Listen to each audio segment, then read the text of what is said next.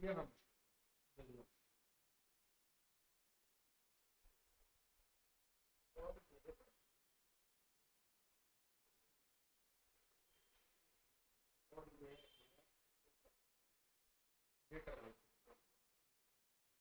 Debtor वो है जिसको हमने कुछ बात और विस्तार से पैसे लेने, वो आया और हमें चेक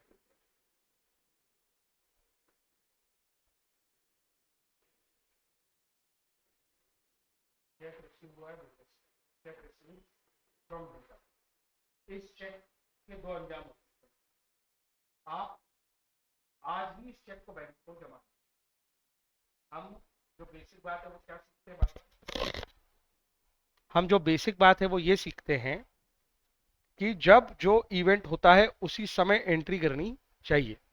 अब सपोज करो आज 1 अप्रैल, आज ही ये चेक मिला और आज ही हमने जाके इसको बैंक में जमा कर दिया। Same day, same day deposited into bank. तो आज के दिन ही चेक आया, आज के दिन ही चेक चला गया, तो अल्टीमेटली तो बैंक में चला गया, हमारे पास चेक है क्या? तो bank account debit to bank बढ़ जाएगा, टू डेटर, डेटर से पैसे आए थे तो टू डेटर कर देंगे। लेकिन अगर सोचो इसी कहानी में मैं कहूं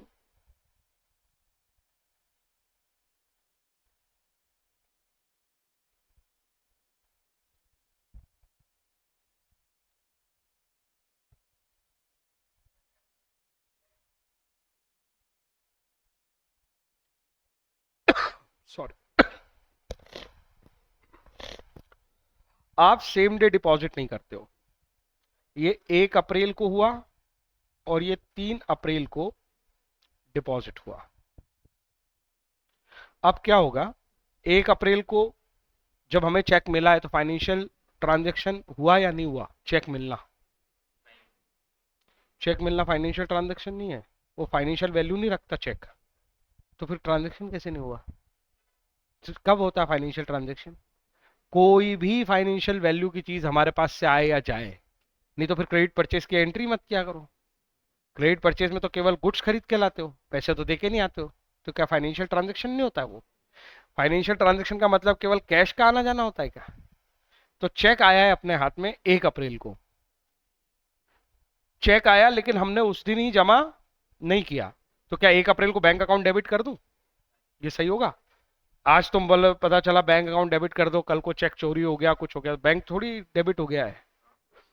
तो आज हम एंट्री करेंगे, बैंक की जगह आ जाएगा एक नया नाम, असेट है ये भी, चेक इन है, check in hand account,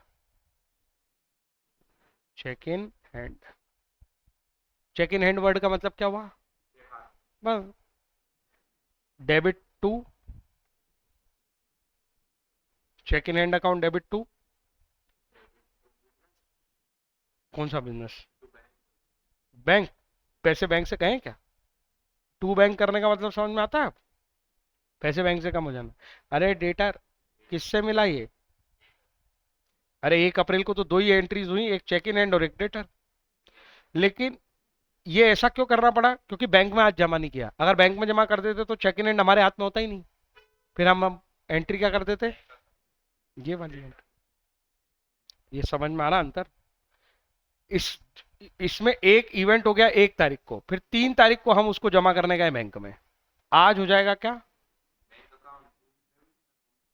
bank account debit to, फिर से डेटर, डेटर का हिसाब तो खत्म हो चुका, चेक इन हैंड। अरे अब चेक इन हैंड बचेगा क्या?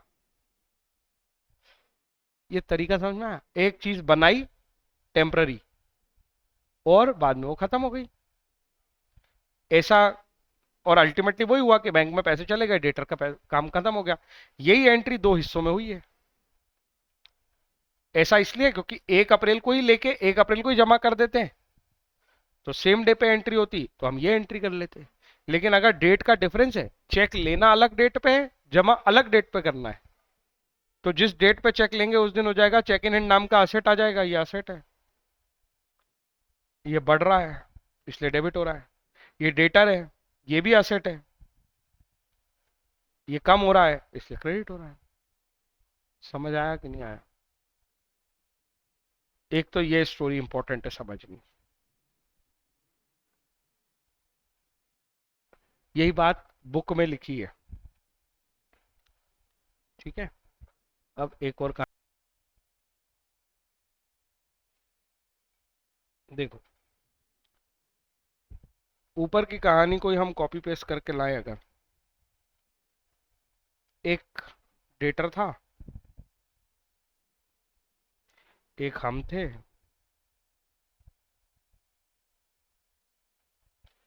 और एक बैंक थी। फिर क्या हुआ था? डेटर ने चेक हमको दिया, हमने चेक डिपॉजिट कर दिया।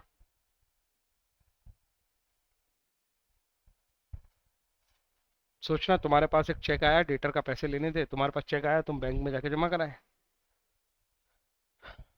सपोज एक ही बार में हुआ हो या टुकड़ों में हुआ हो, अल्टीमेटली तुम्हारी बुक में दो ही बातें हुई हैं। टुकड़ों में होंगी तब भी यही होगा। आज तक क्या हुआ है? Bank account debit to debtor. यही बात समझाई मैंने। दो टुकड़ों में होता तो भी चेक इन हैंड तो कैंसिल हो गया था, अल्टीमेटली बैंक अकाउंट और डेटर अकाउंट। और एक साथ होता तो भी बैंक अकाउंट और डेटर अकाउंट, यही बचता आखिर में। तो ये कहानी हमारी बुक्स में लिखी हुई थी। अब क्या होता है, आज एक और घटना घटती है, ये तो हो चुका था। ऑन डिसऑनर, डिसऑनर, ये डिसऑनर का मतलब होता है नॉन पेमेंट। ऑनर मतलब होता है रिस्पेक्ट, डिसऑनर मतलब बेइज्जती। वो जो चेक है जो आपने बैंक में जमा किया, इसकी प्रोसेस पता है क्या होती है? तुम चेक जमा करोगे, फिर तुम्हारी बैंक वाले, जिस कस्टमर का वो चेक है उसकी बैंक में इंफॉर्मेशन भेजेंगे कि भैया हमारे पास चेक आया, लाओ इसके पैसे दे दो। वो बैंक वाले देखेंगे कि उसके खाते में पैसे हैं या नहीं। उसने कहीं ऐसा तो नहीं बोल रखा है कि मेरे को पैसे किसी को देना ही नहीं अभी। ऐसा सब कोई भी रीजन हो जिस वजह से वो चेक के पैसे हमारी बैंक को नहीं मिल रहे।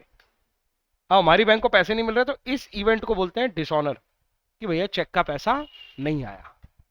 अब जब चेक का पैसा नहीं आया, तो ये जो तुमने बैंक अकाउंट डेबिट कर रखा है, इसका मतलब ये होता है कि बैंक का खाता तुमने बढ़ा रखा है। तुम्हारे अकाउंट में तुमने गिन लिया है तुम्हारी बुक्स में ये। बैंक बोल रही पैसे आएंगे ही नहीं, तो ये तो गलत हो गया ना, बैंक बढ़ा हुआ।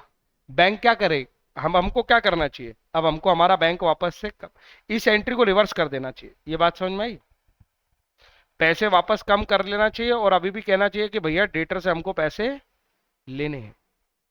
डेटर फिर से क्या कर दो, इंक्रीज, और बैंक क्या कर दो, डिक्रीज। ये कहानी अभी भी समझ में आएगी नहीं? फिर से सुनो। तुमने बैंक बढ़ा लिया था, पैसे चेक आया था, तुमने बैंक बढ़ा लिया और डेटर खत्म कर दिया, बोले तेरे पैसे हो गए, ओके बाय बाय। बाद में उसके पैसे नहीं आए, तो उस व्यक्ति से तुम वापस पैसे मांगोगे ना, बोलोगे ना कि भैया तेरे पैसे नहीं आए हैं, तू फिर से डेटर है, और बैंक को कम कर लोगे कि जो गिन रख लिया था कि वो बढ़ जाएंगे। जस्ट उल्टी एंट्री हो गई, और क्या है। वापस से जो हमने किया था वो गलत, वो हुआ ही नहीं ना, बैंक बढ़ा ही नहीं और डेटर कम हुआ ही नहीं। वापस से डेटर को बढ़ा दो, वापस से बैंक को कम कर दो, इसकी उल्टी एंट्री होने से ये नलीफाई हो जाएगा। अरे समझ में आई बात?